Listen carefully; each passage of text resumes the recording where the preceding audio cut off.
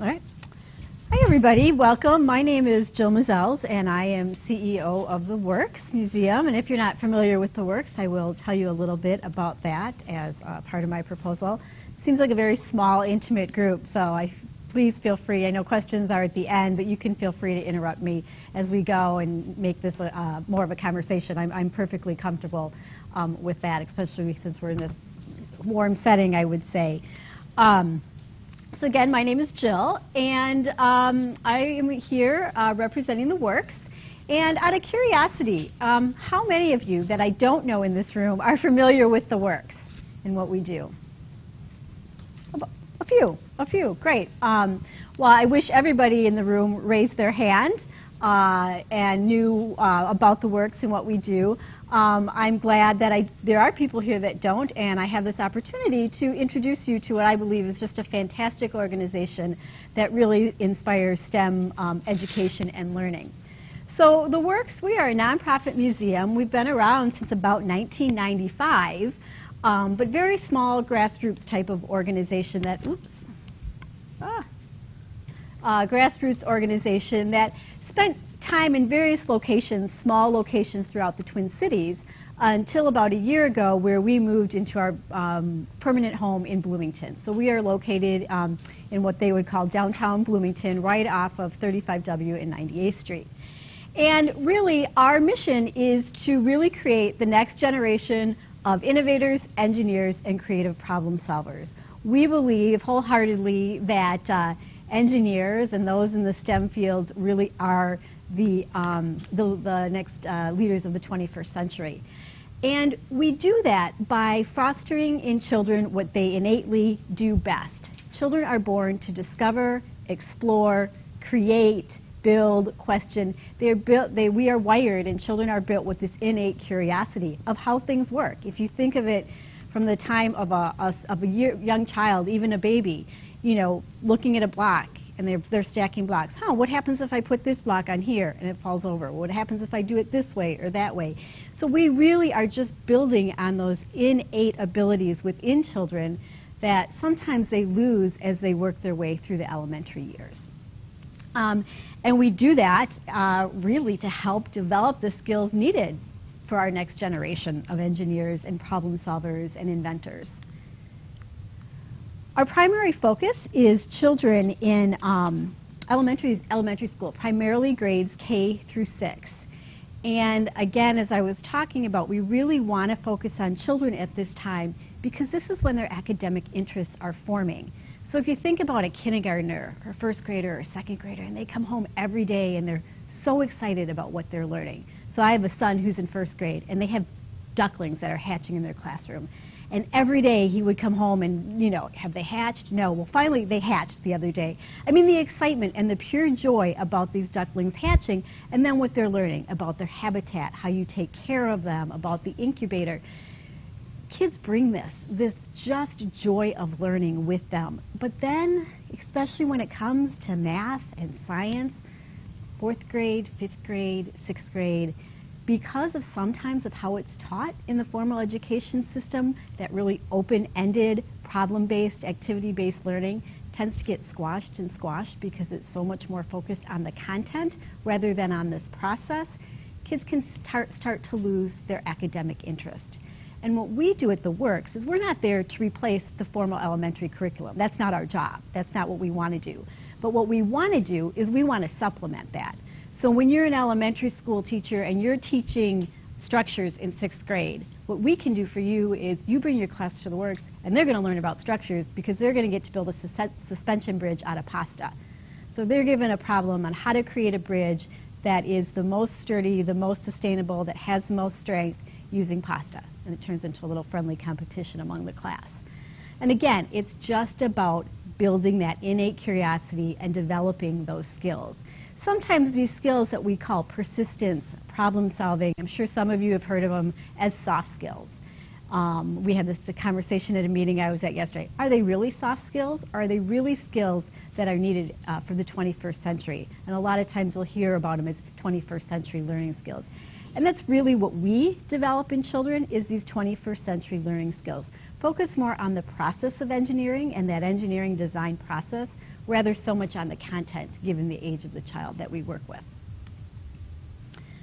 But why is engineering so important? And I'm sure I'm speaking to the choir here, and engineering, is important because if you look at everything in this room, can anybody in this room pick out something that is not engineered? At one time or another, everything that we see in this room has been engineered. From the chair you're sitting on, to the carpeting on the floor, to the remote that I'm using here, everything's been engineered. So we need engineers for innovation.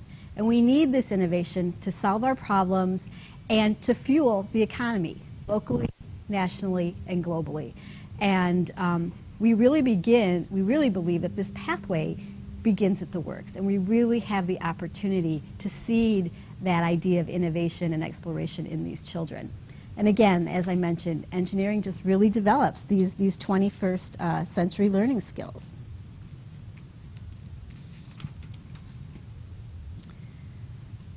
So I think what you were really here to learn about, that was a little bit about the works, and now I'm going to talk a little bit about some of the work that we do. We do lots of different programs and field trips for kids, workshops, classes, summer camps, but that's not the focus of my talk today. The focus of my talk today is this brand new exhibit that we just opened called Sensor Zone. And before I go into exactly what the exhibit is, because that's what people always want to know about when you work at a museum, is what's your latest exhibit, I'm going to give you a little bit of background on why we did this exhibit. As I mentioned, we moved into our new space. It's 40,000 square feet. We moved in there about a year and a half ago. And if you think of a museum and you meet somebody that's in a museum, what would be one of the first questions that you ask them that would naturally come to mind? Anybody want to throw something out? See if anybody thinks about what I'm thinking about. What I always, huh? Can you touch something? Can you touch something? Yep. Can you touch something? What am I going to do? What new exhibit do you have? That is the number one question that I get more than anything else is, what new exhibit do you have? And I believe us in the museum world have trained our visitors to ask that question. We, over the past 20 years, have what you see and what we market is what's new? What's new? What's the new greatest exhibit? What's the new program coming? So for a small museum, so if you think about the Science Museum serves how many people a year, Brenda? Okay, we serve, last year we served 70,000. So we are much, much smaller. So obviously our resources are much, much smaller. So to rent those big exhibits like you see, like a Body Worlds exhibit or the Pirates exhibit, extremely expensive. But even the exhibits on a smaller scale for a smaller museum are quite costly as well. So in our first year, we rented 2 exhibits for approximate cost of about $90,000. That's a lot of money for an organization with a budget right over $1 million. And I didn't love them. They were a little dated. The content was still okay, but they weren't as engaging as what I think we should be providing at the Works. So when our last exhibit was leaving, I decided to say, well, what can we do with that? We've got a really creative, innovative staff. Why should I pay somebody else $90,000 when we can reinvest in ourselves and build our own exhibit? Is it temporary? Is it permanent? I don't know yet. That's a great question. But I know I'm not building it to travel. So I know I don't have to build it to be able to come apart and be constructed somewhere else. But I do know that I have to build something. It was around $60,000. I want to take advantage of the expertise I have on staff, and that's where it started. So we got together, and I had a project consultant, an exhibit consultant from Chicago. I had a staff person who was great at IT and technology and very creative. I had an educator who was really good at the content side. Myself, who ran an exhibits and education department at the Children's Museum. And my CFO as a project manager. You think, oh my gosh, what are we going to do with this team, right? We got together and we did a brainstorming. And one of the things we really wanted to do and people would really talk to us about is robots. At one of our old locations we had these robots, kind of robots. And the visitors loved them. They got to use them with remote control and everything. And then after about 2 days of brainstorming, we're like, we can't afford to do this. And we would never meet our visitors' expectation, because if you think of a robot and think of what a visitor might want to see in a robot, they're going to want to see a robot that can actually do something and that you can interact with. So we thought, okay. But one thing we kept coming back to was every time we talked about robot, we talked about sensors. And so we started really chipping away at this idea. And the idea came out that there are sensors everywhere. When we first told people we're doing something on sensors, they're like, that's kind of weird. What does that have to do with it? And then as we started, digging deeper in it, sensors are everywhere. If you look at your cell phone, your smartphone, the pad that you touch is a sensor. We have sensors on our garage. I mean, they are all around us. So we took this, we're like, okay, let's run with this idea. So then as we did that, the other thing that was a win-win for us on that is one of our longtime major donors owns an engineering firm that produces sensors. So I called them up and I said, hey, we want to do this exhibit on sensors. Are you interested in partnering on the project with us? Sure. What do you need? I need some sensors. Don't know how many, don't know what kind, and I need some of your engineers' expertise. Because I know we may have great ideas, but I have no idea what kind of sensors we would use, how we would connect them, and what we can actually really do with them. He said, done. So we started there. And then, as part of the process, we're like, well, what do we want visitors to do in this exhibit? And it's pretty simple, right? We want visitors to recognize sensors and explore how they work. We want them to leave the exhibit realizing that there's sensors all around us, but you don't always know that they're there, so kind of make people more aware of what's going on in their everyday world and how engineering impacts that. And, of course, we want to have some fun, so we want them to find, trick, and control the sensors. So our partners in this project was Banner Engineering, who donated over 80 sensors, $30,000 worth of product to the exhibit, plus 2 engineers' time and expertise. Boston Scientific, who is also a longtime supporter of the works, provided a monetary contribution. The Lakeland companies, we have a thermal camera in the exhibit that they ended up donating to us. And then the MHTAA's Leadership Committee, through somebody I know on the committee, we got a small monetary donation from them. So those are our primary sponsors on the exhibit. So why would a corporation like Banner Engineering or Boston Scientific be interested in partnering with the museum? What's in it for them? It's pretty easy to see what's in it for us, but what's in it for them? Well, one thing a partnership can do is create awareness. So I'm sitting here talking to 20 of you right now, and how many of you have heard of Banner Engineering before? 1, 2 people. So now there's 20 people that may say, hey, Banner Engineering, what do they do? And the other thing, the other reason it's important to the CEO of Banner Engineering is because he knows he needs engineers. Every year they hire about at least 30 engineers, recent college graduates. So if he can engage children at a young age in something fun, which they get to do in the exhibit, then they may be more inclined to continue that interest in STEM through their late elementary, middle school, and high school years. Of course, we need more interventions in there, but for him, then there'll be more students going into engineering and populating his workforce. And the same thing for Boston Scientific as well.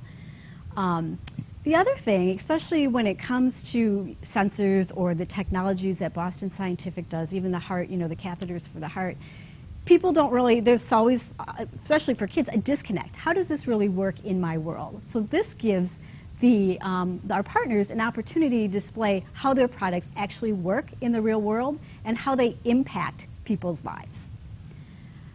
They also, as I mentioned, have a vested interest in developing the 21st century workforce.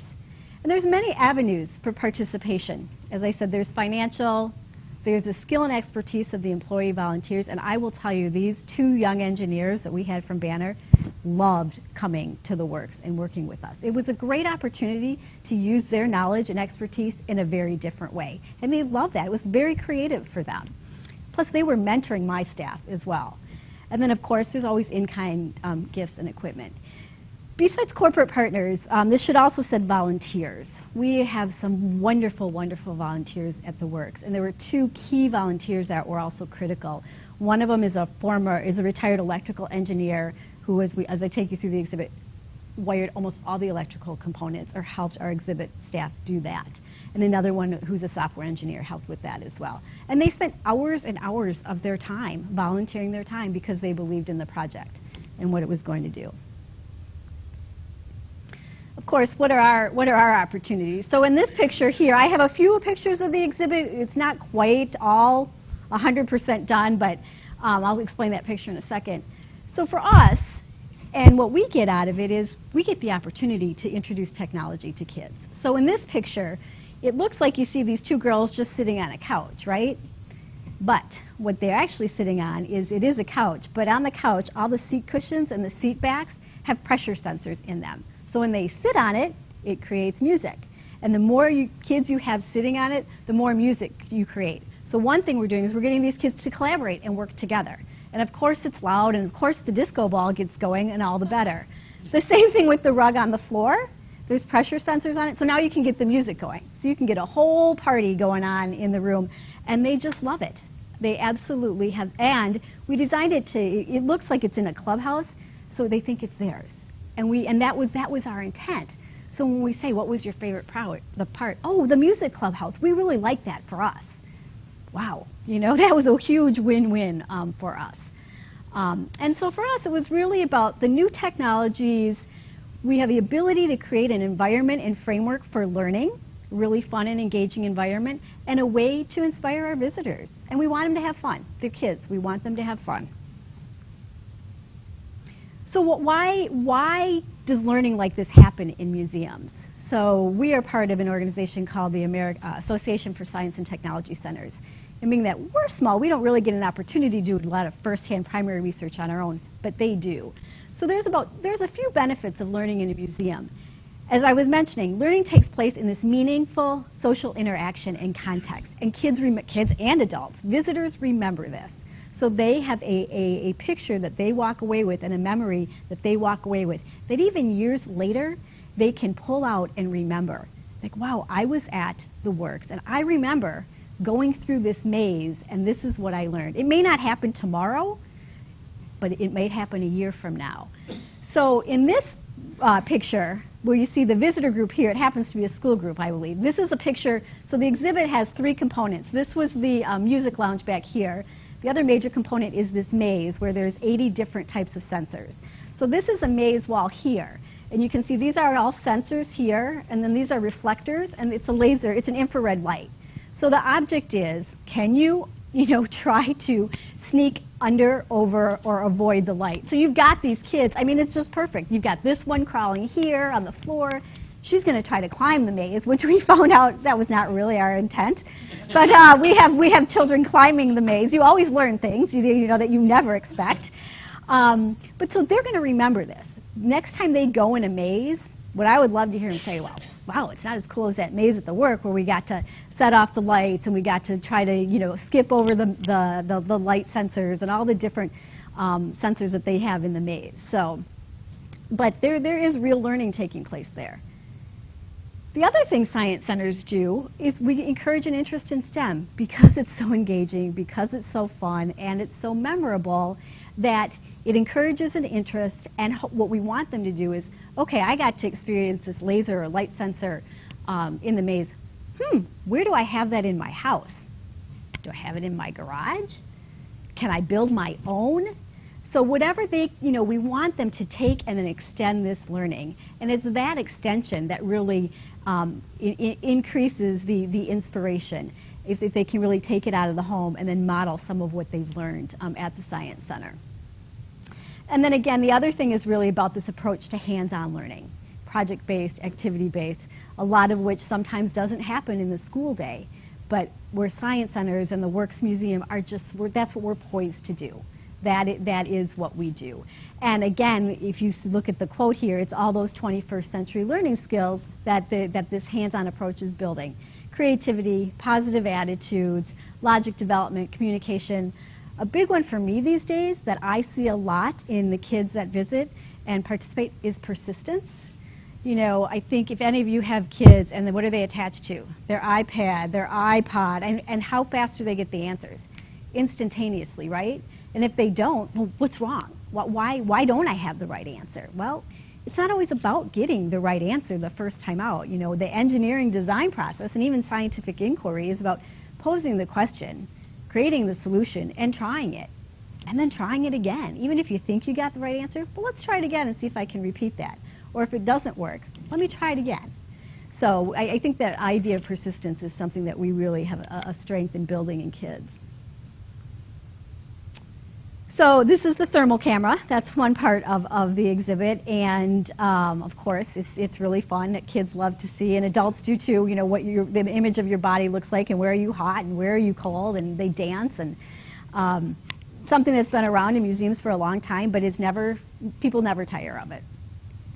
So who gets to participate in Sensor Zone? Well, everybody that comes to the works. So all of our general visitors get to participate in all our exhibits, and our design lab, which is a place for more hands-on activities, problem-based activities. Our camps and classes, birthday parties, events, again, all of our groups that participate, and even our educators. And I don't want to, the focus of the presentation is not educators, but I don't want to undervalue the impact and the work that we do with educators.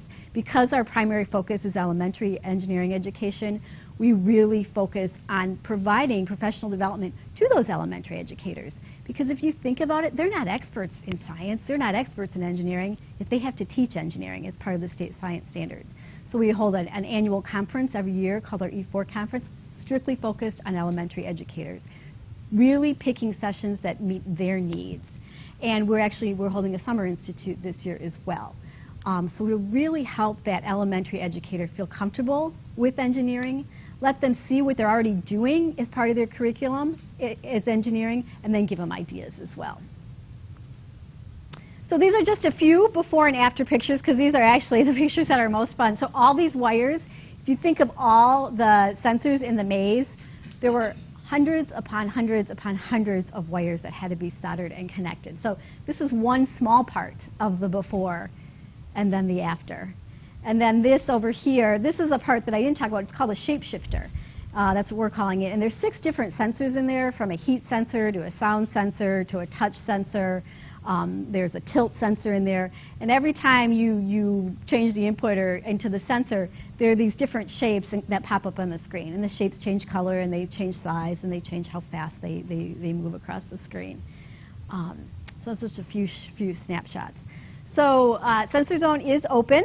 And I would invite all of you to come and visit, whether you have a child with you or not. It is actually a really fun experience. Is it a temporary exhibit? Right now it is our new exhibit. It is open at least through the end of December, but probably longer than that. And the nice thing that we had to do with this is the space that it's in is actually quite large. So we have these 3 primary components right now, which over the next 6 to 12 months we're actually going to fill in. So we actually have an opportunity to engage other partners, and we have had other partners come through and want to be engaged. So somebody that's a distributor of banner sensors said to us, well, gosh, now we want to be involved in this because we hear our competition's going to be involved in this. Well, hey, that's great. Come on in, because they all have their own niche, and they all have their own ability and interest in how they want to participate and how they want to contribute. So that's just a little bit about the exhibit and our partnerships. I think the last thing I will stop with is I've been at the Works for about 1.5 years, and one of the things as part of our new building is we really have an opportunity to re-envision the whole space. And so I look at this Sensor Zone exhibit was really a model and a prototype for us to learn from and how to build on as we move forward. So this isn't a one and done, oh, we partnered this way and we're not going to do it again. This is really, I'm setting up a model for how we want to approach our exhibits, and more than that, our work with the community. In this area it was corporate sponsors, but we have a whole another initiative starting around community engagement as well, the broader community. Questions? I don't know how much time we left. Perfect. Oh gosh, oh my gosh, that is a great question. It had to be, between Bob and Ben. Gosh, Kim, I don't know. They were on the project. We started building in earnest in end of February. So we probably built in earnest for 3 months, and they were probably spent at least 20 hours a week. Are they getting time on the workday to do that? Oh, those were our volunteers. The corporate volunteer hours were a little bit less. Yes, that's a great question. So yeah, that was part of it, is that the banner employees that would come in, and the people from Lakeland with the thermal camera, yeah, they got time out of their workday to come in, so they didn't, and which is just so fantastic that they didn't have to do it after hours. They did spend some after hour time there, but yeah, they did. Have you found that they have continued their relationship with you at all, or now Yeah. a really great way to make a connection. Yeah, and then that's always the hardest part, right, is continuing the relationship. Yes, they have. So, as far as Banner goes, they've, the CEO of Banner has been a longtime supporter of the Works, but has continued to say whatever sensors you need, and the engineers, hey, we have a problem, we have to go to them, right? Or we have to go to one of our volunteers because we don't have that internal expertise. So yeah, but the idea is to continue to build that relationship and make it sustainable. Yeah. Any other questions? Yeah. You or other of you are involved in museums. Have any sense of what Minnesota stands with respect to science museums compared to other states with such data about math and science Mm-hmm. education?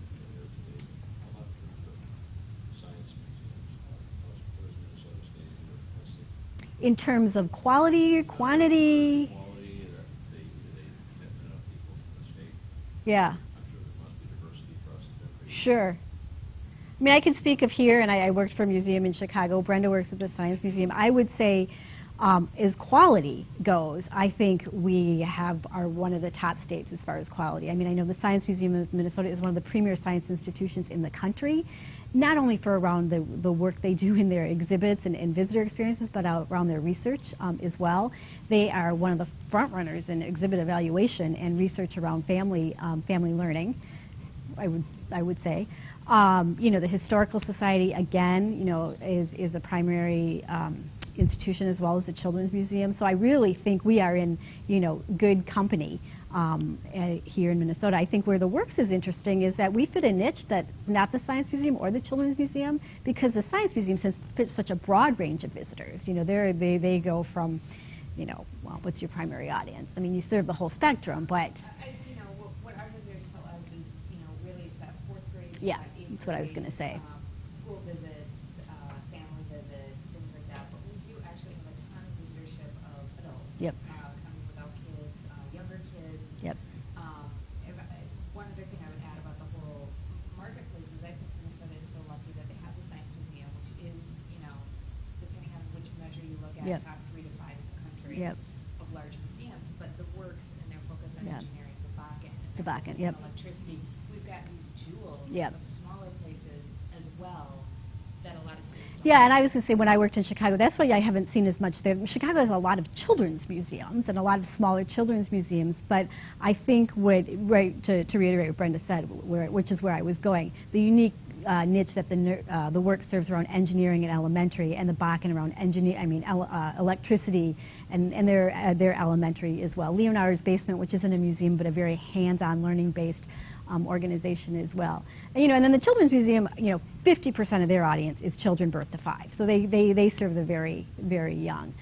Coming from Chicago, Chicago is a city of world-class institutions, but major, big institutions. So, and then I think there are, whether they're big or whether they're small, I think what is so important is that communities have these cultural assets, and that for the public to understand the value of these assets in their community, whether it's an art museum, a science museum. Some smaller communities have science, art, and history all combined, but that these opportunities exist for museums in the community and that they're supported by the community is really, really important, because we do impact learning.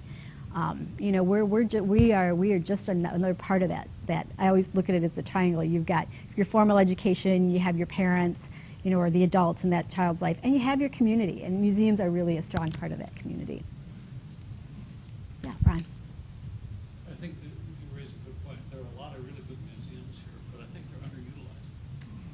The Science Museum is Sure. the best known. Sure. All kinds of Oh, places. absolutely. What can the museums do collectively to raise the awareness and generate greater attendance Yeah. overall? I mean, I think that is a question that we've struggled with for, there was this whole museum, I was just kind of say advocacy group that I think we've all in the museums have come in and out of. And because there's not a structured organization around that, we've had our challenges in trying to collectively promote ourselves. Chicago is a little bit different. You know, in Chicago, most of those museums sit on Park District lands. We're part of that, and it was run by somebody. So just that organization made it possible to partner and do things because there was that organizing body. We haven't quite hit the nail on the head with that one. So, but we're always open for suggestions. Well, I thank you all for coming today. And if anybody wants a card or has any questions, please feel free, come up and I'll be here for a few more minutes till they kick me out. So thank you.